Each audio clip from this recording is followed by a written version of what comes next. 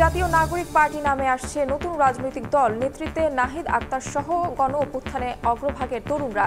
শুক্রবার মানিক মিয়া এভিনিউয়ে ৫ লাখ জনসমাগমের প্রত্যাশা। গণতান্ত্রিক ছাত্র সংসদের আত্মপ্রকাশ ঘিরে হট্টগোলে দুঃখ প্রকাশ। ২০৫ সদস্যের পূর্ণাঙ্গ কমিটি ঘোষণা। জায়গা পেলেন বেসরকারি বিশ্ববিদ্যালয়ের শিক্ষার্থীরাও।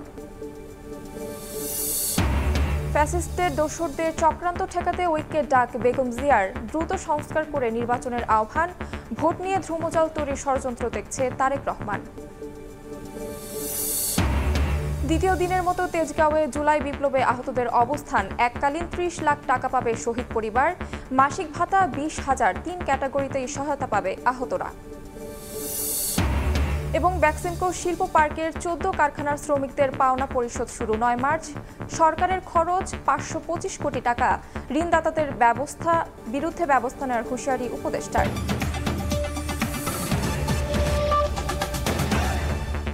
প্রবাসের সময় সঙ্গে আছি আমি তাহমিনা তন্নি। জাতীয় নাগরিক পার্টি নামে তরুণদের নেতৃত্বে শুক্রবার আসছে নতুন রাজনৈতিক দল।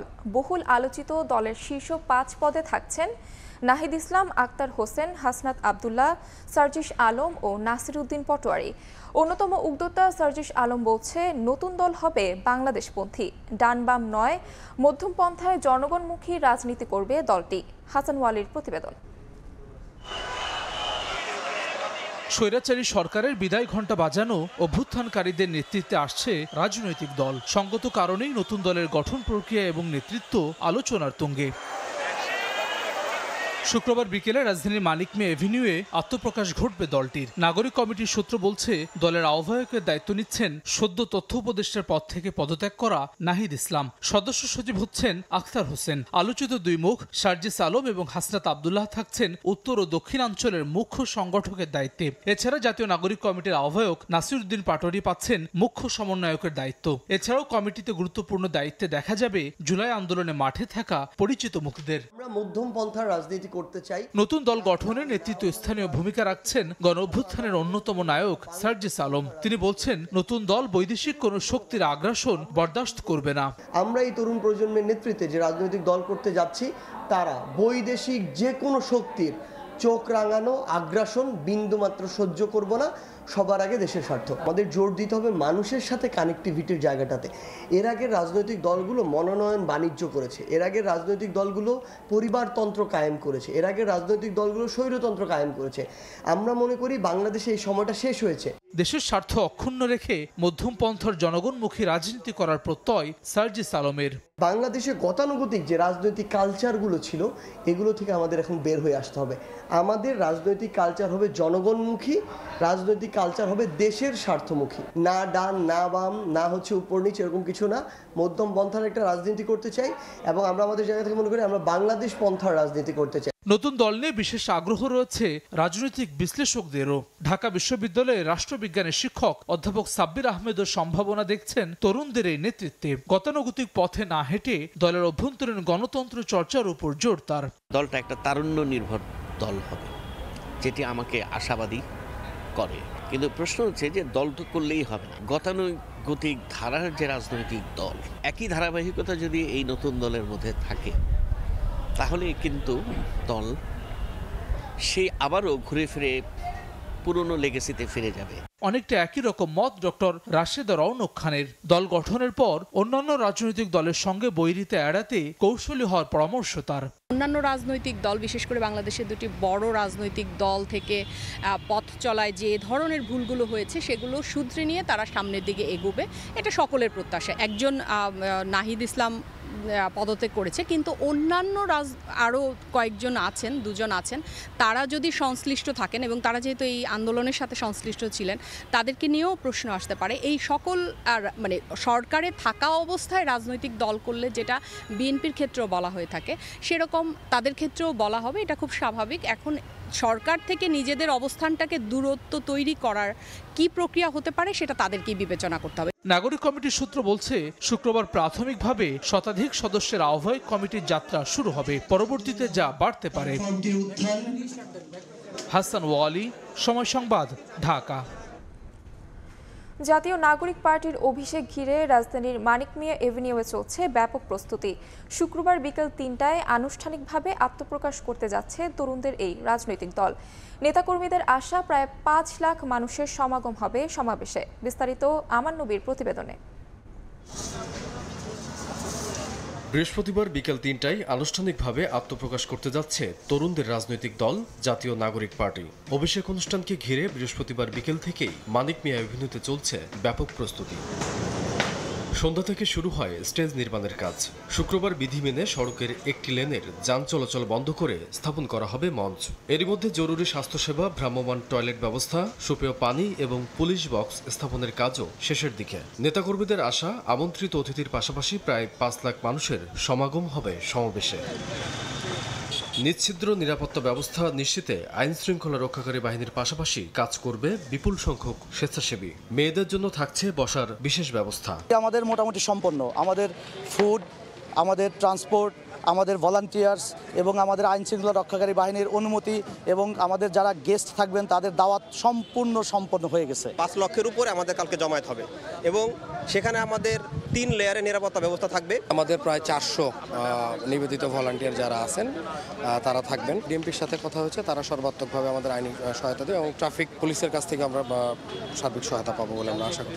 এদিকে বৃহস্পতিবার সন্ধ্যায় ২২টি শর্তে রাজধানীর মানিক মিয়া এভিনিউতে জাতীয় নাগরিক পার্টিকে সমাবেশ করার অনুমতি দেয় ডিএমপি। অনুষ্ঠানের জন্য আমরা অবহিতকরণ পত্র দিয়েছিলাম, সেই পত্রের পরিপ্রেক্ষিতে আজকে ডিএমপি কমিশনার মহোদয় এবং ঢাকা মেট্রোপলিটন পুলিশ আমাদেরকে তাদের যে সম্মতিপত্র এটা আমাদেরকে দিয়েছেন। জনভোগান্তির কথা বিবেচনায় রেখে প্রথম কর্মসূচি সুষ্ঠুভাবে পালনের সব প্রস্তুতি নেওয়া হয়েছে বলে জানিয়েছে জাতীয় নাগরিক পার্টি। আমান নবী, সময় সংবাদ, ঢাকা। নতুন ছাত্র সংগঠন বাংলাদেশ গণতান্ত্রিক ছাত্র সংসদের কেন্দ্রীয় পূর্ণাঙ্গ কমিটি ঘোষণা করা হয়েছে।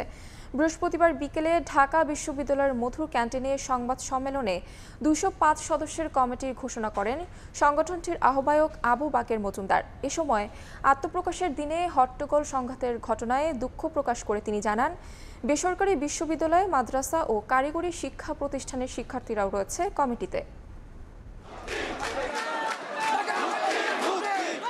গণতান্ত্রিক ছাত্র সংসদের আত্মপ্রকাশ ও কমিটি ঘোষণা ঘিরে বুধবার বিকেলে ঢাকা বিশ্ববিদ্যালয়ে উত্তেজনা সৃষ্টি হয়। এক পর্যায়ে তার রূপ নেয় হাতাহাতিতে। পরে বেসরকারি বিশ্ববিদ্যালয়ের শিক্ষার্থীরা অভিযোগ করেন, কমিটিতে যথাযথ মূল্যায়ন করা হয়নি তাদের। পরদিনই ঢাকা বিশ্ববিদ্যালয়ের মধুর ক্যান্টিনে সংবাদ সম্মেলনে ২০৫ সদস্যের পূর্ণাঙ্গ কমিটির নাম ঘোষণা করেন সংগঠনটির আহ্বায়ক আবু বাকের মজুমদার। বুধবারের ঘটনাকে অনাকাঙ্ক্ষিত আখ্যা দিয়ে দুঃখ প্রকাশ করেন তিনি। সেই অনাকাঙ্ক্ষিত ঘটনার জন্য আমরা দুঃখ প্রকাশ করছি। এই মর্মে যে বিশেষ করে বিশ্ববিদ্যালয়গুলো, ক্যাম্পাসগুলোতে কোনোভাবেই কখনোই আমরা চাই না যে কোনো ধরনের উত্তেজনাকর পরিস্থিতি তৈরি হোক। গণতান্ত্রিক ছাত্র সংসদের কমিটিতে ঠাঁই পেয়েছে ঢাকা বিশ্ববিদ্যালয়ের বাইরের প্রতিষ্ঠানের শিক্ষার্থীরাও। বেসরকারি বিশ্ববিদ্যালয়, মাদ্রাসা ও কারিগরি শিক্ষা প্রতিষ্ঠানের শিক্ষার্থীদেরও রাখা হয়েছে কমিটিতে। সংবাদ সম্মেলনে জানানো হয়, ছাত্র সংসদের কেন্দ্রীয় কমিটিতে বয়স সীমা সর্বোচ্চ ২৮ বছর। কেন্দ্রীয় কমিটিতে সর্বোচ্চ বয়স ২৮ বছর হবে। এছাড়াও বিশ্ববিদ্যালয় বা কলেজ শাখা সমূহের কমিটিগুলোতে যারা নেতৃত্বে থাকবেন তারা ভর্তি হওয়া থেকে সর্বোচ্চ ৭ বছরের মধ্যে নেতৃত্বে আসতে পারবেন। ঘোষিত আহ্বায়ক কমিটি সারা দেশের বিভিন্ন ইউনিটে নতুন কমিটি তৈরিতে মুখ্য ভূমিকা রাখবেন বলেও জানান আবু বাকের মজুমদার। সারা দেশের বিভিন্ন ইউনিটে, বিভিন্ন সংসদে তারা কমিটি আহ্বান করবেন। সাইফুল রুদ্র, সময় সংবাদ, ঢাকা। প্রতিহিংসা নয়, ভালোবাসা দিয়ে দেশ বিনির্মাণের আহ্বান জানালেন বিএনপির চেয়ারপারসন বেগম খালেদা জিয়া। দলের বর্ধিত সভায় লন্ডন থেকে ভার্চুয়ালি যুক্ত হয়ে তিনি আরও বলেন, জুলাই আন্দোলনের চেতনা ধ্বংসে ফ্যাসিস্টদের দোসররা এখনও ষড়যন্ত্রে লিপ্ত।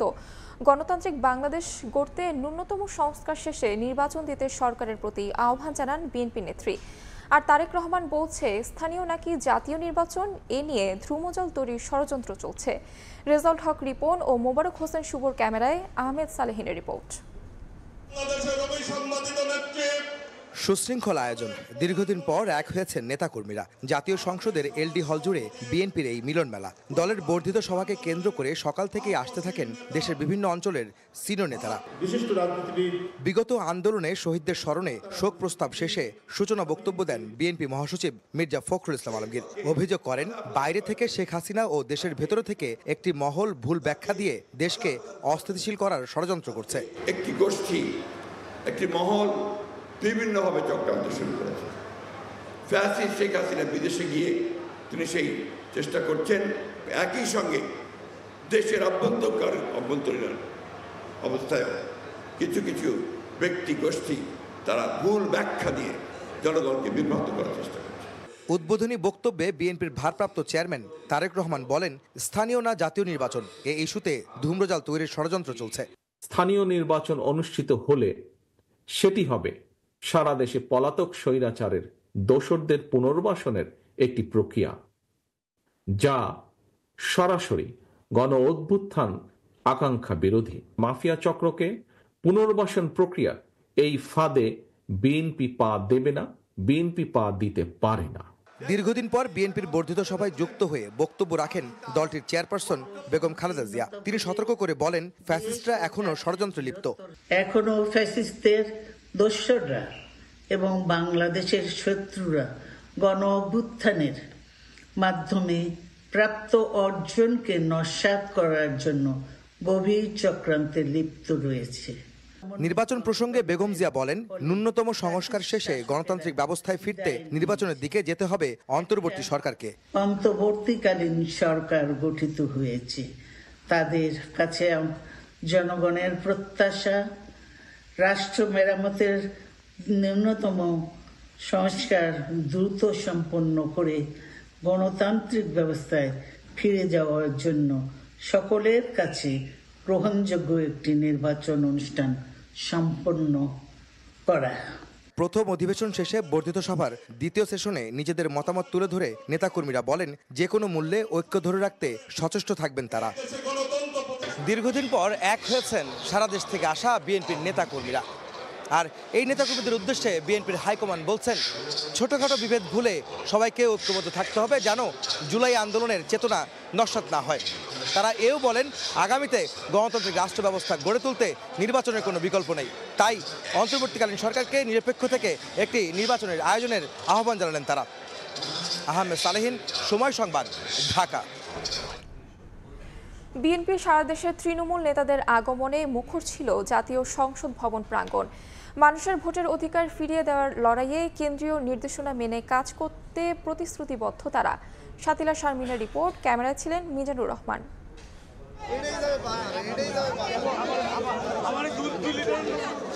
প্রাণখোলা উচ্ছ্বাস, স্বতঃস্ফূর্ত আগমন আর বর্ণিল আয়োজন। সারা দেশ থেকে তৃণমূলের নেতারা যোগ দেন জাতীয় সংসদ ভবন প্রাঙ্গণে 7 বছর পর বিএনপির বর্ধিত সভায়। দীর্ঘ সময় পর কেন্দ্রীয় পর্যায়ের এমন আয়োজনে উদ্বেলিত নেতারা।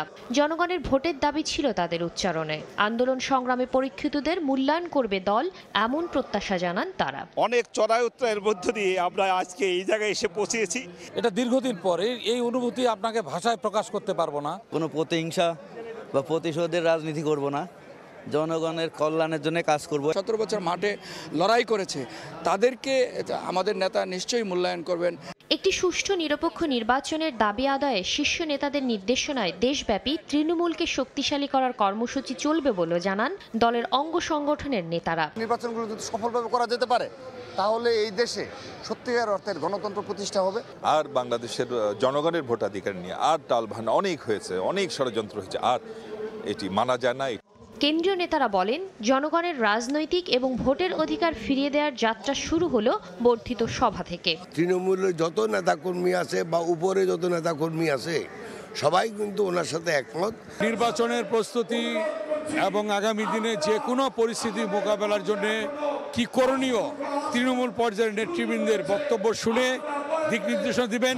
দেশনেত্রী বেগম খালেদা জিয়াকে সব পর্যায়ের নেতাদের চমকে দিয়ে সভায় বক্তব্য রাখেন বিএনপি চেয়ারপারসন বেগম খালেদা জিয়া। এতে আবেগ আপ্লুত হন অনেকে। দীর্ঘদিন পরে আমাদের মা দেশনেত্রী বেগম খালেদা জিয়ার এই দলীয়ভাবে সরাসরি বক্তব্য শুনতে পেরেছি। আমরা ওনার এই বক্তব্যে আমাদের তৃণমূল ব্যাপকভাবে উজ্জীবিত, উৎসাহিত। সারা দেশ থেকে বিএনপি তৃণমূলের যে নেতারা এসেছেন আজকে জাতীয় পর্যায়ে, তাদের শীর্ষ নেতাদের কাছ থেকে যে ধরনের দিক নির্দেশনা পেয়েছেন সেই অনুযায়ী তারা ফিরে যাবেন দেশের প্রত্যন্ত অঞ্চলে জনগণের কাছে। জাতীয় নির্বাচনের আগ পর্যন্ত বিএনপির কী ধরনের কর্মসূচি হতে যাচ্ছে এবং কী ধরনের মনোভাব দলটি রাখছে তার পুরোটারই প্রতিফলন ঘটবে এই বর্ধিত সভার নির্দেশনা থেকে। শাকিলা শারমিন, সময় সংবাদ, ঢাকা। জুলাই বিপ্লবে আহতদের একাংশের অবস্থান কর্মসূচির মধ্যেই ভাতা দেওয়ার বিষয়ে সিদ্ধান্তের কথা জানিয়েছে সরকার। বিকালে ফরেন সার্ভিস একাডেমিতে প্রধান উপদেষ্টার প্রেস সচিব জানান, শহীদ ও আহতদের আলাদা ক্যাটাগরি করা হয়েছে। উন্নত চিকিৎসা ও পুনর্বাসনের দাবিতে মাঝে মধ্যেই রাস্তায় নেমে আসছেন জুলাই বিপ্লবে আহতরা। দাবি আদায়ে এবার রাজধানীর তেজগাঁওয়ে প্রধান উপদেষ্টার কার্যালয়ের সামনে অবস্থান নিয়েছেন জুলাই যোদ্ধারা। জুলাই বিপ্লবে শহীদ ও আহতদের ক্যাটাগরি ভেদে এককালীন অর্থ প্রদান, উন্নত চিকিৎসা ও মাসিক ভাতা দেওয়ার দাবিতে এই আন্দোলন চালিয়ে যাওয়ার ঘোষণা দেন জুলাইয়ের আহতরা। আমরা এই বৈষম্য চাই না, যতক্ষণ পর্যন্ত আমাদের দাবি পূর্ণ না করবে ততক্ষণ পর্যন্ত আমরা এখানে অবস্থান করব। এমন প্রেক্ষাপটে বৃহস্পতিবার সন্ধ্যায় রাজধানীর ফরেন সার্ভিস একাডেমিতে সংবাদ সম্মেলনের আয়োজন করে প্রধান উপদেষ্টার প্রেস উইং। প্রেস সচিব শফিকুল আলম জানান, জুলাই বিপ্লবে শহীদ পরিবারকে এককালীন ৩০ লাখ টাকা ও প্রতি মাসে ২০,০০০ টাকা করে ভাতা দেওয়ার সিদ্ধান্ত নিয়েছে সরকার। তিনি জানান, আহতদের ৩ ক্যাটাগরিতে ভাগ করা হয়েছে। যারা একেবারেই পঙ্গু হয়ে গেছেন, হারিয়েছেন কর্মক্ষমতা, তাদের রাখা হয়েছে ক্যাটাগরি এতে, যাদের এককালীন ৫ লাখ টাকা দেয়া হবে আর প্রতি মাসে পাবেন ২০,০০০ টাকা ভাতা। বি ক্যাটাগরিতে যারা আছেন তারা এককালীন পাবেন ৩ লাখ টাকা আর প্রতি মাসে দেয়া হবে ১৫,০০০ টাকা ভাতা। সি ক্যাটাগরিতে যারা আছেন তারা এককালীন ১ লাখ টাকা আর প্রতি মাসে ভাতা পাবেন ১০,০০০ টাকা। জুলাই ২৪-এর যোদ্ধাগণ ৩টি মেডিকেল ক্যাটাগরি যথা ক্যাটাগরি এ, ক্যাটাগরি বি এবং ক্যাটাগরি সি অনুযায়ী সুবিধা পাবেন। শফিকুল আলম আরও জানান, এই ভাতা কোনো কোটা প্রথা হবে না, শুধুমাত্র প্রথম প্রজন্মই ভোগ করবে এই সুবিধা। আমরা মনে করি যতদিন বাংলাদেশ থাকবে জুলাই যোদ্ধাদেরকে কেউ ভুলবে না। আগামী মার্চ থেকেই ভাতা দেওয়া শুরু হবে বলেও জানানো হয় সংবাদ সম্মেলনে। আগামী অর্থ বছরে নাজমুস সালেহী, সময় সংবাদ, ঢাকা। বেক্সিমকো শিল্প পার্কের ১৪টি কারখানা কাল থেকে পুরোপুরি বন্ধ থাকবে। ৯ মার্চ থেকে শ্রমিক কর্মচারীদের বকেয়া ৫২৫ কোটি ৪৬ লাখ টাকা পরিশোধ করা হবে। বৃহস্পতিবার সচিবালয় ব্রিফিংয়ে শ্রম উপদেষ্টা এম শাখাওয়াত হোসেন জানান, বেক্সিমকোকে ঋণ দেওয়ার সঙ্গে সংশ্লিষ্ট ব্যাংক ও কোম্পানির কর্মকর্তাদের বিরুদ্ধেও নেওয়া হবে ব্যবস্থা। ৫ আগস্ট আওয়ামী লীগ সরকার পতনের পর গত ডিসেম্বরে বন্ধ করে দেওয়া হয় শেখ হাসিনার বেসরকারি শিল্প ও বিনিয়োগ উপদেষ্টা সালমান এফ রহমানের মালিকানাধীন প্রতিষ্ঠান বেক্সিমকো শিল্প পার্কের ১৬টি কারখানা। আদালতের নির্দেশে বেক্সিমকো গ্রুপের সব সম্পত্তি রক্ষণাবেক্ষণে রিসিভার নিয়োগ করে বাংলাদেশ ব্যাংক। এরপর থেকেই সব কারখানা খুলে দেয়া ও বেতন ভাতার দাবিতে আন্দোলন করছেন শ্রমিক কর্মচারীরা। প্রশ্ন উঠেছিল, রিসিভার নিয়োগের পরও কেন কারখানাগুলো বন্ধ হয়ে গেল। বৃহস্পতিবার সকালে সচিবালয়ে আয়োজিত এক ব্রিফিংয়ে শ্রম ও কর্মসংস্থান উপদেষ্টা জানালেন, আগামী ৯ মার্চ থেকে বেক্সিমকো শিল্প পার্কের সব শ্রমিক কর্মচারীর বকেয়া পাওনা পরিশোধ করা শুরু হবে। এর আগে সম্পূর্ণ বন্ধ ঘোষণা করা হবে সেখানকার ১৪টি কারখানা। Bangladesh bank, security exchange commission, যারা যারা ইনভলভড এই টাকা দেওয়ার পিছনে প্রত্যেকের বিরুদ্ধে ইনকোয়ারি হবে এবং প্রত্যেকের বিরুদ্ধে মামলা করতে হবে। ব্রিফিংয়ে ওঠে সেনাপ্রধানের সম্প্রতি দেয়া বক্তব্যের প্রসঙ্গ। জানিয়ে শ্রম উপদেষ্টা ও সাবেক সেনা কর্মকর্তা শাখাওয়াত হোসেন বললেন, সেনাপ্রধান না বুঝে কিছু বলেননি। সেনাপ্রধান আমার জন্য অনেক উঁচু স্তরের লোক, তিনি একটি বাহিনী চালাচ্ছেন এবং তিনি কোনো কথা না বুঝে বলেন নাই। আর আমি যতটুকু ওনাকে চিনি, ভেরি স্ট্রেট ফরওয়ার্ড ম্যান। শুক্রবার থেকে সম্পূর্ণভাবে বন্ধ হতে যাওয়া শিল্প পার্কের ১৪ কারখানায় কর্মকর্তা কর্মচারী ৩৩,২৩৪ জন। কোনো শ্রমিকের চাকরি যাক, এটা আমরা চাইনি। প্রসূন আশিস, সময় সংবাদ, ঢাকা। করোনাকালে স্বাস্থ্য খাতে $700 মিলিয়ন জালিয়াতি ধরতে নড়েচড়ে বসেছে দুদক। তলব করা হয়েছে অধিদপ্তরের সাবেক ডিজি আবুল কালাম আজাদ সহ 14 জনকে।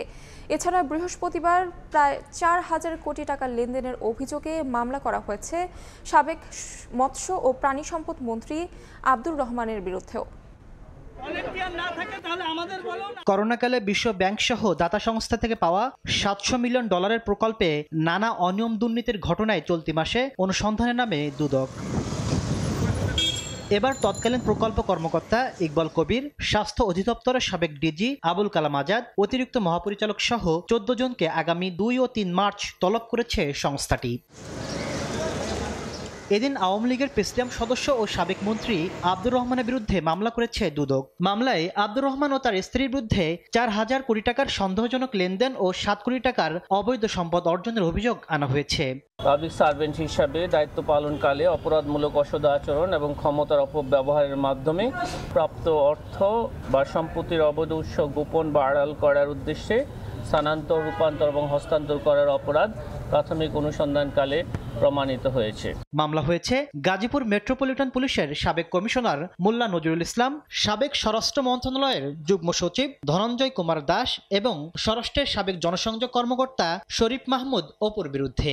অস্বাভাবিক ও সন্দেহজনক লেনদেন পূর্বক হস্তান্তর, স্থানান্তর এবং রূপান্তর করার অপরাধ প্রাথমিকভাবে প্রমাণিত হয়েছে। এই কারণে তার বিরুদ্ধে দুর্নীতি দমন কমিশন আইন 2004, দুর্নীতি প্রতিরোধ আইন 1947 এবং মানি লন্ডারিং প্রতিরোধ আইন 2012 এর সংশ্লিষ্ট ধারায় একটি মামলা রুজু হয়েছে। দুদক মহাপরিচালক জানান, আব্দুল মমিনের নেতৃত্বে বর্তমান কমিশন কোনো দুর্নীতিবাজকে দায় মুক্তি দেয়নি। কোনো মামলায় বা কোনো অনুসন্ধানে কোনো দায় মুক্তির ঘটনা নেই। তাসলিম তৌহিদ, সময় সংবাদ, ঢাকা। দেশের জন্য আত্মত্যাগে সেনা সদস্যদের প্রস্তুত থাকার আহ্বান জানিয়েছেন সেনা প্রধান general Wakeruzzaman. Bangladesh infantry regimental সেন্টারে 7ম কর্নেল অফ দ্য রেজিমেন্ট হিসেবে অভিষিক্ত হয়ে সেনাবাহিনীর প্রধান এই আহ্বান জানান। এ সময় তিনি আধুনিক যুগোপযোগী প্রশিক্ষণের মাধ্যমে একবিংশ শতাব্দীর চ্যালেঞ্জ মোকাবেলায় প্রস্তুত থাকতে রেজিমেন্টের সব সদস্যদের প্রতি আহ্বান জানান। 19তম বার্ষিক অধিনায়ক সম্মেলনে সকালে রাজশাহী সেনানিবাসের শহীদ কর্নেল আনিস প্যারেড গ্রাউন্ডে সেনাপ্রধান পৌঁছালে একটি চৌকস দল তাকে গার্ড অফ অনার প্রদান করেন। এরপর সেনাবাহিনী প্রধানকে কর্নেল র্যাঙ্ক ব্যাজ পরিয়ে দেওয়া হয়। পরে বক্তব্যে তিনি বলেন, সেনাবাহিনীর সদস্যদের নিজেদেরকে পেশাদার ও দক্ষ হিসাবে গড়ে তুলতে হবে।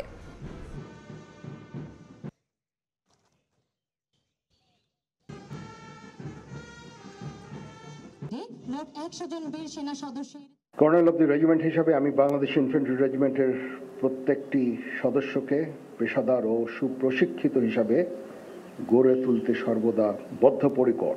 এই রেজিমেন্টের প্রতিটি সদস্য দেশের যে কোনো প্রয়োজনে স্বতঃস্ফূর্তভাবে দায়িত্ব পালন করবে এবং প্রয়োজনে নিজেদের জীবন উৎসর্গ করতে প্রস্তুত থাকবে। আমি আশা করব বাংলাদেশ ইনফ্যান্ট্রি রেজিমেন্টের প্রতিটি সদস্য তাদের উপর অর্পিত দায়িত্ব সর্বোচ্চ শৃঙ্খলা এবং পেশাদারিত্বের সাথে পালন করবে। কক্সবাজারের টেকনাফে নাফ নদী থেকে বিভিন্ন সময়ে ধরে নিয়ে যাওয়া 29 বাংলাদেশি জেলেকে বিজিবির কাছে ফিরিয়ে দিয়েছে মিয়ানমার আরাকান আর্মি। বৃহস্পতিবার সন্ধ্যায় তাদের মিয়ানমার থেকে টেকনাফে আনা হয়। আইনি প্রক্রিয়া শেষে তাদের স্বজনদের কাছে হস্তান্তর করা হয়। টেকনাফের নাফ নদীতে মাছ শিকারের সময় গত 16 নভেম্বর 6 জন, 10 ফেব্রুয়ারি 4 জন এবং 20 ফেব্রুয়ারি 19 জেলেকে ধরে নিয়ে যায় মিয়ানমারের বিদ্রোহী গোষ্ঠী আরাকান আর্মি। ভুক্তভোগী পরিবার বিষয়টি জানালে আরাকান আর্মির সঙ্গে যোগাযোগ শুরু করে বিজিবি। মাসখানেকের চেষ্টায় বৃহস্পতিবার তাদের ফেরত দেওয়ার সিদ্ধান্ত হয়। ওই দিন সন্ধ্যায় 29 জেলেকে ফেরত এনেছে বিজিবি। টেকনাফ পৌরসভার জেটি ঘাটে জেলেদের ফেরত আনার পর নানা তথ্য সংগ্রহ করা হয়। পরে হস্তান্তর করা হয় টেকনাফ থানা পুলিশের কাছে। এরপর স্বজনদের কাছে জেলেদের হস্তান্তর করে পুলিশ। আরাকান আর্মির কাছ থেকে ফিরিয়ে আনায় বিজিবির প্রতি কৃতজ্ঞতা জানান ফিরে আসা জেলে ও তাদের স্বজনরা।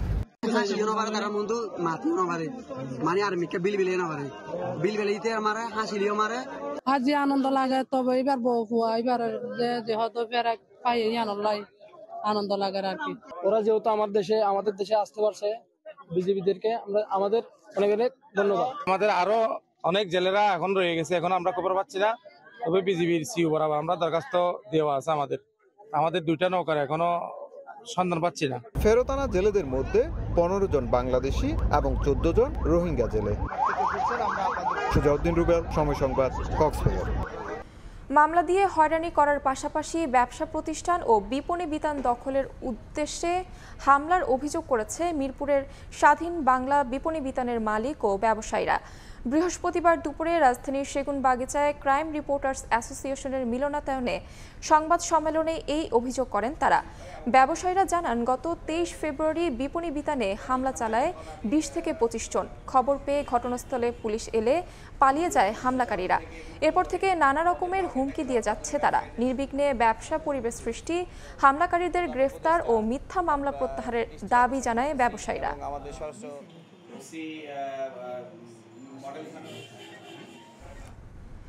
পুরুষ ইলিশ কখনো কখনো পরিণত হয় স্ত্রীতে। জাতীয় মাছের এমন জীবন রহস্য উন্মোচন করেছে জগন্নাথ বিশ্ববিদ্যালয়ের প্রাণীবিদ্যা বিভাগ, মৎস্য অধিদপ্তর ও চীনের সাংহাই বিশ্ববিদ্যালয়ের গবেষকরা। গবেষণার ফল অনুযায়ী নদী, হাওর, সমুদ্র উপকূলে পাওয়া ইলিশের মধ্যে জিনগত পার্থক্য না থাকায় বিলুপ্তের হুমকিতে আছে মাছটি। তবে আশার কথা, পূর্ণাঙ্গ জিনোম সিকোয়েন্সের আবিষ্কার হওয়ায় কৃত্রিম প্রজননের মাধ্যমে ইলিশের উৎপাদন বাড়ানো সম্ভব হবে। রূপালী ইলিশ স্বাদে গন্ধে অনন্য এই মাছটি বাংলাদেশের দ্বিতীয় ভৌগোলিক নির্দেশক বা জিআই পণ্য হিসেবে নিবন্ধিত। ইলিশই বাংলাদেশের জাতীয় মাছ। এবার জানা গেল এই মাছটি কখনো কখনো পুরুষ থেকে পরিণত হয় স্ত্রীতে। বৃহস্পতিবার সংবাদ সম্মেলন করে এই তথ্য জানান জগন্নাথ বিশ্ববিদ্যালয়ের একদল গবেষক, যারা গেল 5 বছর এই গবেষণা করেছেন চীনের সাংহাই বিশ্ববিদ্যালয়ের যৌথ উদ্যোগে। এজন্য নমুনা হিসেবে সংগ্রহ করা হয় বাংলাদেশের পদ্মা, মেঘনা ও বঙ্গোপসাগরের 6টি অঞ্চল থেকে বিভিন্ন আকার ও বয়সের 203টি ইলিশ। সেখানে তার যে গ্লুকোজ, সেই গ্লুকোজকে স্টেবিলাইজ করে দেয়। যতগুলো ইনসুলিন রিসেপ্টর আছে সেই রিসেপ্টরগুলির কার্যকারিতা কমিয়ে দেয়, যেন গ্লুকোজটা শেষ না হয়ে যায়। পুরুষ মাছ যদি স্ত্রীতে রূপান্তরিত হয় একটা পর্যায়ে গেলে, তো সেই ক্ষেত্রে কি হচ্ছে, সেই ক্ষেত্রে আমরা পুরুষ ইলিশটা আসলে কম পাচ্ছি। জিনোম সিকোয়েন্সে পার্থক্য না থাকা একক পপুলেশনের এই মাছটি রয়েছে বিপন্ন হওয়ার পথে। এই পপুলেশনটা এখানে সারভাইভ করতে নাও পারে, কারণ যদি অধিকতর পপুলেশন থাকতো তাহলে প্রকৃতি কর্তৃক তারা নির্বাচিত হওয়ার সুযোগ থাকতো, কিন্তু এখন ইলিশ একটা হুমকির মধ্যে রয়েছে। তবে আশার কথাও শোনান গবেষক দল। বলেন, প্রজনন রহস্য আবিষ্কার হওয়ায় কৃত্রিম প্রজননের মাধ্যমে বাড়ানো যাবে এই মাছের উৎপাদন। ইলিশের যে প্রজননতান্ত্রিক যে শ্রেণীবিন্যাস ছিল, তার যে একটা গ্যাপ ছিল, সেই গ্যাপটা আমরা ফিল আপ করতে পেরেছি এবং সামনে অদূর ভবিষ্যতে আশা করি ইলিশের কৃত্রিম প্রজনন সংক্রান্ত যে কোনো বিষয়ে এই গবেষণা কাজে রাখবে। এই গবেষণা প্রকল্পের সব ডিএনএ ও আরএনএ পাবলিক ডেটাবেজ এনসিবিআইতে রাখা হয়েছে, যেন দেশ বিদেশের ইলিশ গবেষকেরা তা ব্যবহার করতে পারেন। এমএস আরিফিন, সময় সংবাদ, ঢাকা। জাতীয় চলচ্চিত্র পুরস্কার জয়ী নির্মাতা জাহিদুর রহিম অঞ্জনকে শেষবারের মতো শ্রদ্ধা জানালেন স্বজন ও সহকর্মীরা। বৃহস্পতিবার স্ট্যানফোর্ড ও ঢাকা বিশ্ববিদ্যালয়ের ক্যাম্পাসে তার জানাজা অনুষ্ঠিত হয়। কথাসাহিত্যিক আখতারুজ্জামান ইলিয়াসের রেইনকোট গল্প অবলম্বনে মেঘ মল্লার সিনেমার এই নির্মাতা কয়েক বছর ধরে ভুগছিলেন লিভার জটিলতায়। তার যাপনের সঙ্গে মিশেছিল চলচ্চিত্র, ছিলেন চলচ্চিত্র সংসদকর্মী, হয়েছিলেন শিক্ষক। এরপর অবধারিতভাবেই নির্মাতা রূপে নিজেকে মেলে ধরেছিলেন। মেঘ মল্লার তার প্রথম চলচ্চিত্র। এরপর দীর্ঘ বিরতির পর চাঁদের অমাবস্যা শেষ করেছিলেন, তবে মুক্তি দেওয়ার সুযোগ আর হলো না। সবকিছুকে পেছনে ফেলে চললেন তিনি অসীমের পথে। গুণী নির্মাতা ও শিক্ষকের চলে যাবার কালে শ্রদ্ধা জানান দীর্ঘদিনের সহকর্মী, ভক্ত, অনুরাগীরা ও শিক্ষার্থীরা। বৃহস্পতিবার কর্মস্থল স্ট্যানফোর্ড বিশ্ববিদ্যালয়ে জানাজা শেষে ঢাকা বিশ্ববিদ্যালয়ে হয় আরও একটি জানাজা। এরপর মরদেহ নেওয়া হয় শাহবাগে জাতীয় জাদুঘরের সামনে। সেখানে গুণী এই নির্মাতাকে শ্রদ্ধা জানান সহকর্মী, স্বজন ও শুভাকাঙ্ক্ষীরা। চলচ্চিত্রের শিল্প ভাষা নিয়ে তার যে চেষ্টা, চলচ্চিত্রকে একটা উচ্চ মানের শিল্পকর্মে রূপান্তরিত করার যে চেষ্টা, এটি বাংলাদেশে খুবই বিরল। শিল্পী হিসেবে সবসময় ও খুবই বিশুদ্ধ চলচ্চিত্রের পক্ষে ছিল। ওর দুর্ভাগ্য যে মাত্র 2টা সিনেমাও করতে পেরেছে। যদি ঠিকঠাক থাকতো হয়তো আরও অনেক ভালো ভালো কাজ আমরা পেতাম। আমাদের সময়টা কাটতো আসলে আড্ডা মেরে এবং স্বপ্ন দেখে যে আমরা কোনো না কোনো দিন ছবি বানাবো, যদিও জানতাম যে কোনো দিন ছবি বানানো সম্ভব হবে না। সো ওই সময় এবং এখনকার সময় দুইটার মধ্যে যে পার্থক্য, এই দুইটার মধ্যে জার্নি, সেই জার্নিতে তারও বিরাট ভূমিকা আছে। কয়েক বছর ধরে লিভারের জটিলতায় ভুগছিলেন জাহিদুর রহিম অঞ্জন। সুস্থতার আশায় কয়েক মাস ধরে ভারতের বেঙ্গালুরুর একটি হাসপাতালে চিকিৎসাধীন ছিলেন তিনি। সেখানে তার শারীরিক অবস্থার অবনতি হলে গত সোমবার এপারের মায়া ছেড়ে চলে যান গুণী এই নির্মাতা। তাসনিয়া নিশাত, মিম, সময় সংবাদ, ঢাকা। এবার দেশের বাইরের খবর। উল্লেখযোগ্যভাবে ব্যয় না কমালে দেউলিয়া হয়ে যাবে যুক্তরাষ্ট্র। প্রেসিডেন্ট হিসেবে ক্ষমতা গ্রহণের পর ট্রাম্পের আনুষ্ঠানিক মন্ত্রিসভার বৈঠকে এ মন্তব্য করেন ধনকুবের ইলন মাস্ক। বৈঠকে এমপি, রয়টার্স সহ কয়েকটি বার্তা সংস্থার সাংবাদিকদের প্রবেশ করতে দেওয়া হয়নি হোয়াইট হাউস। তাদের অভিযোগ, ট্রাম্প প্রশাসনের এমন সিদ্ধান্তে ক্ষুণ্ণ হয়েছে গণমাধ্যমের স্বাধীনতা। অন্যদিকে নাম প্রকাশে অনিচ্ছুক সূত্র ব্যবহার করে খবর প্রকাশ করলে মামলা দেওয়ার হুমকি দিয়েছে ট্রাম্প। পাশাপাশি শীঘ্রই ইউরোপীয় ইউনিয়নের উপর 25% শুল্ক আরোপের হুঁশিয়ারি দেন তিনি।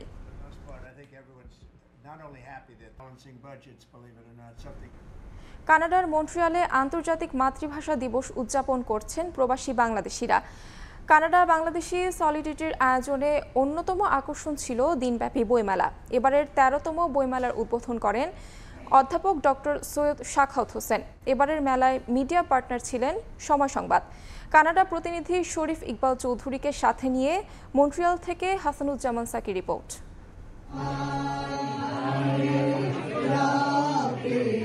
কানাডার মন্ট্রিয়ালে প্রবাসী বাংলাদেশিদের অমর 21শে উদযাপন। মেরি অ্যানি স্কুলে অস্থায়ী শহীদ মিনারে ভাষা শহীদদের প্রতি শ্রদ্ধা জানায় মন্ট্রিয়ালের বিভিন্ন সামাজিক সাংস্কৃতিক সংগঠন। এ সময় স্থানীয় জনপ্রতিনিধিরাও উপস্থিত ছিলেন। আন্তর্জাতিক মাতৃভাষা দিবস উপলক্ষে কানাডা বাংলাদেশ সলিডারিটি 13 বছর ধরে আয়োজন করে আসছে বইমেলা। এবারের মেলা উদ্বোধন করেন অধ্যাপক ডক্টর সৈয়দ শাখাওয়াত হোসেন।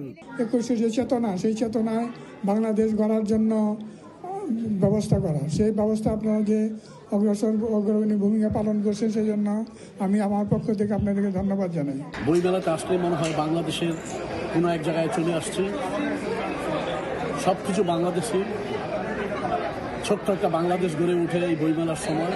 বইমেলায় কানাডার মন্ট্রিয়াল, অটোয়া, টরন্টো থেকে অংশ নেন শতাধিক কবি, সাহিত্যিক, শিল্পী। বাংলা সাহিত্যের জনপ্রিয় কবি প্রয়াত হেলাল হাফিজকে স্মরণ করে বইমেলার মঞ্চ উৎসর্গ করা হয়। বৈরী আবহাওয়া ও তীব্র ঠান্ডা উপেক্ষা করে শত শত বইপ্রেমীর অংশগ্রহণে মেলা প্রাঙ্গণ ছিল জমজমাট। আয়োজকরা জানান, বাংলা ভাষা ও সংস্কৃতিকে নতুন প্রজন্মের কাছে তুলে ধরতে তারা সচেষ্ট।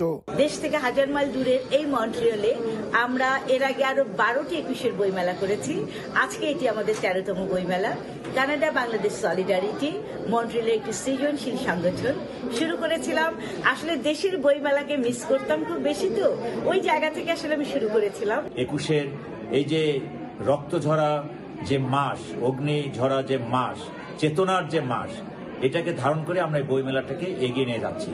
এবছরের বইমেলাটা একটু ব্যতিক্রম, কেননা যে এই বছরের বইমেলায় আমরা যে স্লোগানটা দিয়েছি যে 52 ধারায় 71, আমরই বাংলা ভাষা, আমার বাংলাদেশ। বই ছাড়াও শাড়ি, গয়না সহ বিভিন্ন পণ্যের পসরা সাজিয়ে বসেন দোকানিরা। সন্ধ্যায় সাংস্কৃতিক অনুষ্ঠানে শর্মিলা ধরের পরিচালনায় সমবেত সঙ্গীত পরিবেশন করে মন্ট্রিয়াল উদীচী শিল্পী গোষ্ঠী। স্থানীয় শিল্পীরা ছাড়াও এদিন অন্যতম আকর্ষণ রেজওয়ানা চৌধুরী বন্যার গান দর্শক শ্রোতাদের মুগ্ধ করে। 13তম কানাডা 21শে বইমেলার মিডিয়া পার্টনার ছিল সময় সংবাদ। কানাডা বাংলাদেশ সলিডারিটির নেতৃবৃন্দ জানান, এই বছর আগস্টে মন্ট্রিয়াল ফোবানা উৎসবেরও আয়োজন করছেন তারা। 7 সমুদ্র 13 নদীর এপারে কানাডার মন্ট্রিয়ালে অনুষ্ঠিত হলো অমর 21শে বইমেলা।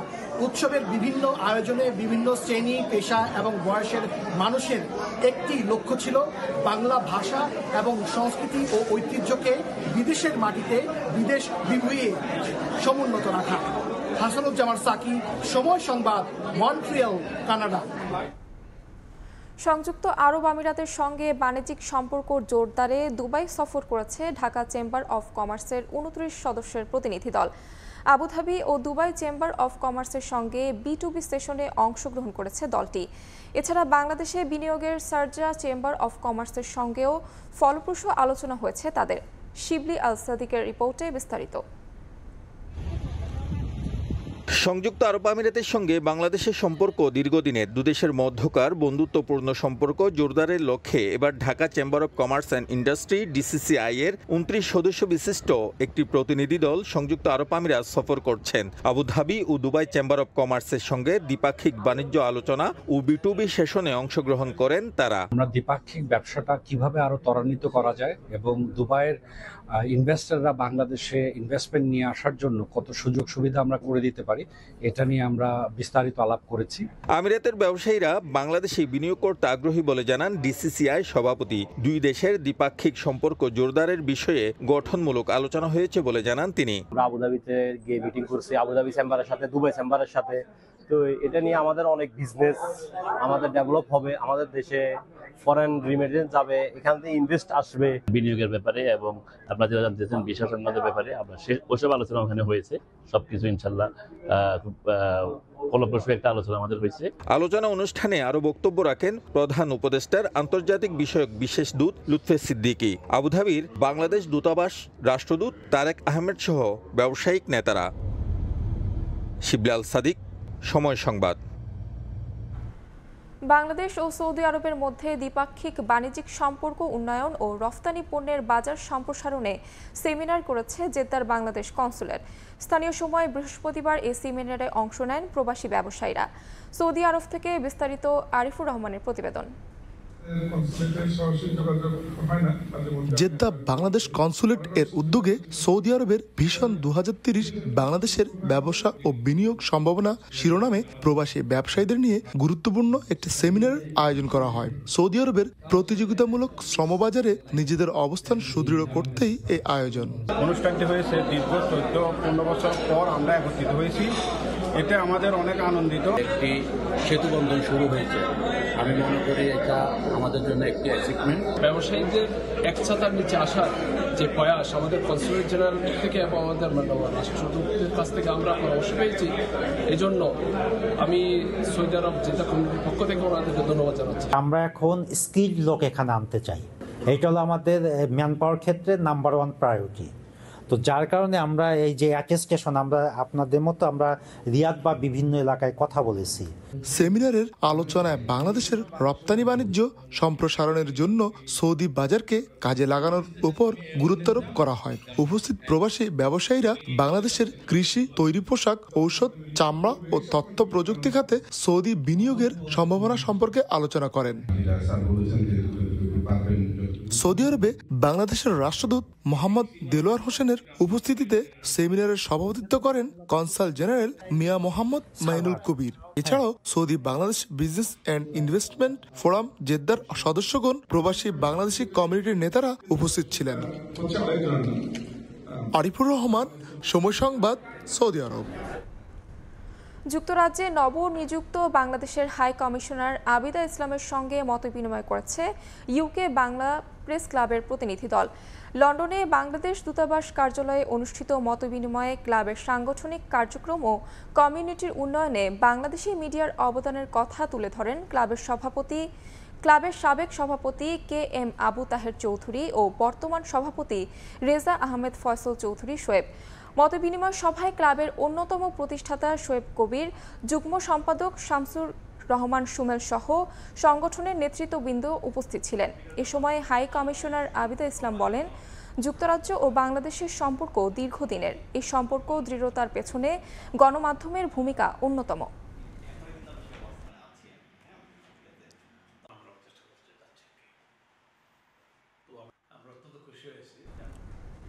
ইতালির গৌরবময় অসাধারণ সৌন্দর্যের শহর পিসা। হেলানো টাওয়ারের জন্য শহরটি শতাব্দীর পর শতাব্দী ধরে পর্যটক ও স্থাপত্যবিদদের কাছে অত্যন্ত আকর্ষণীয়। 1173 সালে টাওয়ারটির নির্মাণ কাজ শুরু হয়। ইতালি প্রতিনিধি মাসুদ রহমানের তথ্যচিত্রে বিস্তারিত। মানব ইতিহাসের এক অদ্ভুত সুন্দর কিন্তু ত্রুটিপূর্ণ এবং ঝুঁকিময় নির্মাণ শৈলী ইতালির পিসা শহরের বিখ্যাত হেলানো টাওয়ার। ভুলভাবে নির্মিত হলেও অনিন্দ্য সুন্দর এই টাওয়ারই পিসাকে করেছে বিশ্ববিখ্যাত এবং পর্যটকদের তীর্থস্থান। 1173 সালে টাওয়ারটির নির্মাণ কাজ শুরু হয়। সে সময় অবশ্য এটি হেলানো ছিল না, কিন্তু তৃতীয় তলার কাজ সম্পন্ন হওয়ার পর অদ্ভুতভাবে টাওয়ারটি হেলতে শুরু করে। পরে বিশেষজ্ঞরা জানান টাওয়ারটির নির্মাণ শৈলী ছিল ত্রুটিপূর্ণ, মাটি ছিল তুলনামূলক নরম, অস্বাভাবিকভাবে হেলে পড়লেও অদ্ভুতভাবে দাঁড়িয়েছিল টাওয়ারটি। তারপরও স্থাপত্য কর্মীরা তাদের কর্মপরিকল্পনা চালিয়ে যান। নির্মাণ কাজ শেষ হলেও টাওয়ারটি প্রতি বছরই 1.2 মিলিমিটার করে হেলতে থাকে। প্রকৌশলীরাও নাছোড়বান্দা। 2001 সালে আধুনিক প্রযুক্তির সমন্বয়ে তারা 57 মিটার উঁচু এবং প্রায় 14,500 টন ওজনের টাওয়ারটির হেলে পড়া বন্ধ করতে সক্ষম হন। বর্তমানে টাওয়ারটি 4 ডিগ্রি হেলানো অবস্থায় রয়েছে। হেলানো হলেও টাওয়ারটি দেখতে প্রতি বছর ভিড় করেন বিভিন্ন দেশের পর্যটকেরা। এই সুযোগ কাজে লাগাতে অনেক বাংলাদেশীও বসবাস শুরু করেন শহরটিতে। অনেকেই গড়ে তুলেছেন নিজস্ব ব্যবসা প্রতিষ্ঠানও। ইতালি প্রবাসী পিজা আনন্দিত সুন্দর একটা শহর। এখানে প্রতি বছর লাখো টুরিস্ট ঘুরতে আসে। সামার মৌসুমে অনেক বেশি টুরিস্ট হয়। আমরা এখানে ব্যবসায় প্রতিষ্ঠান নিয়ে ভালো আছি। এই শহর প্রাচীন সভ্যতার নিদর্শন হেলেন টাওয়ার এখানে অবস্থিত। প্রচুর দর্শক এখানে আসে এই টাওয়ারের দেখার জন্য। টাওয়ারটা একটা প্রাচীন সভ্যতার একটি নিদর্শন, যেখানে হেলে আছে টাওয়ারটা। এর নির্মাণ শৈলী অত্যন্ত নিখুঁত। বিশ্বের বিভিন্ন প্রান্ত থেকে বিভিন্ন পর্যটক এখানে ঘোরার জন্য আসে। তো আমরা বাংলাদেশি যারা আছি, আমরা বাংলাদেশিরাও এখানে ঘুরতে আসি। এখানে দেখার অনেক কিছু আছে। শহরের ক্যাথিড্রাল স্কোয়ারের তৃতীয় প্রাচীনতম এই টাওয়ারটি নির্মিত হয় রোমান ক্যাথলিক চার্চে ঘণ্টা বাজানোর বেল টাওয়ার হিসেবে। সময় সংবাদ, ইতালি। আসন্ন রমজান উপলক্ষে মালদ্বীপের আর্টিফিশিয়াল বিচে শুরু হয়েছে 3 দিনব্যাপী রামাদান ফেস্ট। এই অনুষ্ঠানে পর্যটক ও স্থানীয় ঐতিহ্যবাহী রীতিনীতির সঙ্গে জায়গা করে নিয়েছে বাংলাদেশ সহ বিভিন্ন দেশের সংস্কৃতি অনুষজ্ঞ। বিশ্বজুড়ে মুসলমানদের কাছে রমজান মাস সংযম ও রহমতের মাস হিসেবে পরিচিত। তাই বিশ্বের বৃহত্তর মুসলিম দেশগুলোর মতো মালদ্বীপেও নানা উৎসাহ উদ্দীপনার সঙ্গে রমজান মাসকে স্বাগত জানানো হয়। রমজানের উৎসব আর কেনাকাটার সুবিধার্থে দেশটির অধিবাসী ও অবস্থানরত অভিবাসী ভোক্তাদের জন্য কয়েকটি প্রতিষ্ঠানের সমন্বয়ে আয়োজিত হয় রামাদান ফেস্ট। দেশটির ঐতিহ্যবাহী এই অনুষ্ঠানে পর্যটক ও স্থানীয়দের পাশাপাশি জায়গা করে নিয়েছে বাংলাদেশ সহ বিভিন্ন দেশের সংস্কৃতির অনুষজ্ঞ। এতে অংশ নিয়ে রমজানের আগাম শুভেচ্ছা জানান মালের সিটি মেয়র আদম আজিম।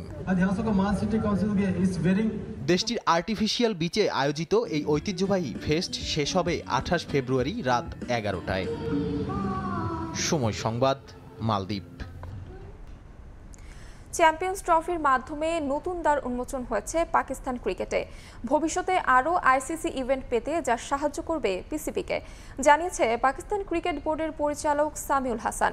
বাংলাদেশের সঙ্গে দ্বিপাক্ষিক সিরিজের বিষয়ে কথা চূড়ান্ত হলেও ত্রিদেশীয় সিরিজ এখনও সম্ভব নয় বলে মনে করেন তিনি। বাংলাদেশ পাকিস্তান ক্রিকেটীয় সম্পর্ক উন্নয়নে পিএসএল এবং বিপিএল বড় ভূমিকা রাখতে পারে বলে অভিহিত করেছেন সামিউল। রাওয়ালপিন্ডি থেকে নিয়ন মুহাইমিনের রিপোর্ট। 1800 কোটি রুপি খরচ করে মাঠ সংস্কার, আইসিসির একটা আসর আয়োজনের জন্য রাস্তা, ওভারপাস, আন্ডারপাস কি তৈরি করেনি পাকিস্তান। ম্যাচ ডেতে নিরাপত্তার খাতিরে বন্ধ করে দেয়া হয় আশপাশের এলাকার সব দোকানপাট, মার্কেট, বাজার। সাধারণ মানুষও হাসি মুখে মেনে নিয়েছিলেন সব। 29 বছরের অপেক্ষার অবসান হওয়ায়। কিন্তু লাভের লাভ কি হলো পাকিস্তানের? প্রথম পর্ব থেকেই বাদ স্বাগতিকরা। স্বাভাবিকভাবেই টিকিট বাণিজ্য আশানুরূপ হয়নি পিসিবির। কিন্তু এত কিছুর পরও আসরকে ব্যর্থ বলতে নারাজ পিসিবি কর্তা।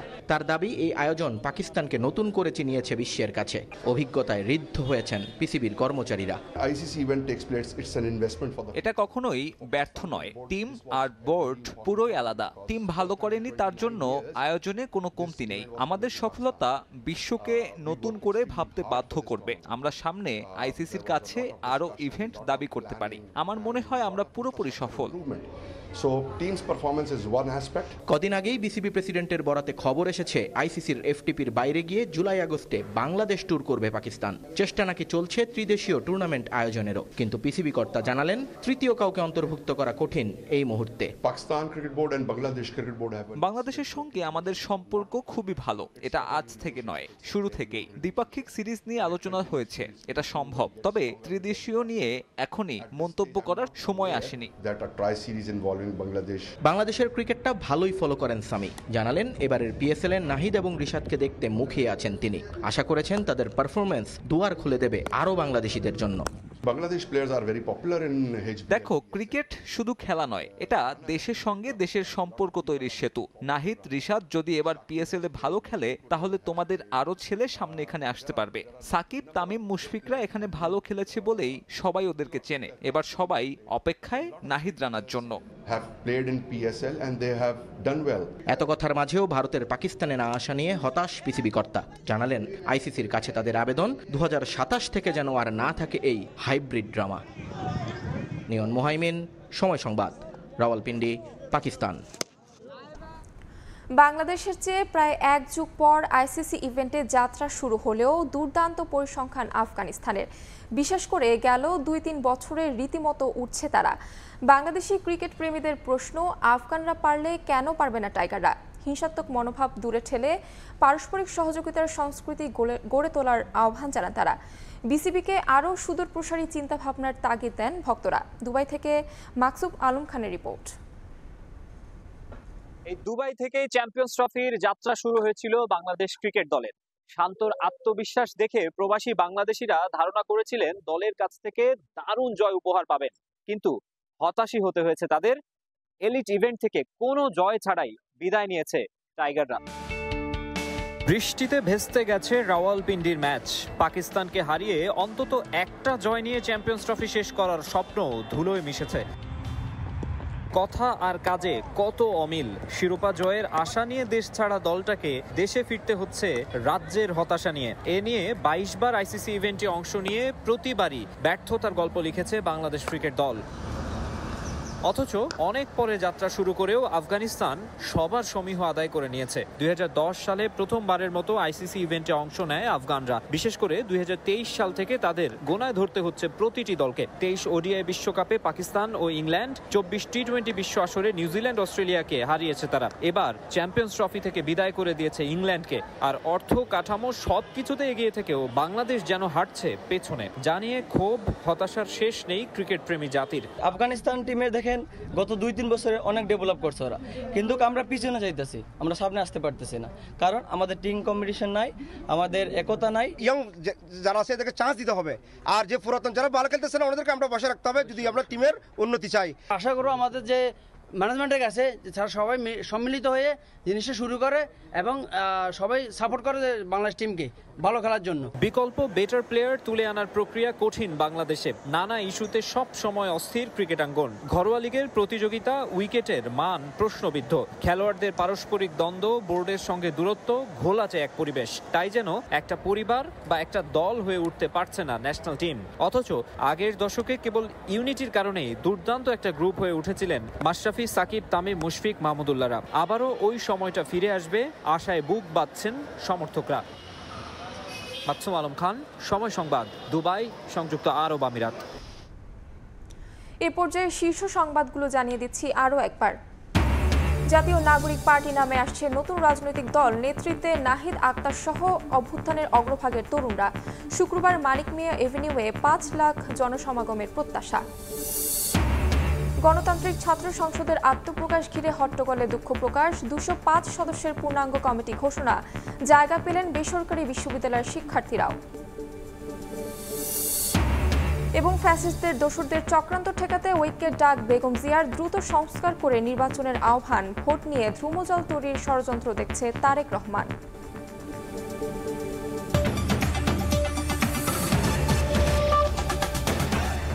এ ছিল প্রবাসের সময়। সঙ্গে থাকুন সময়ে।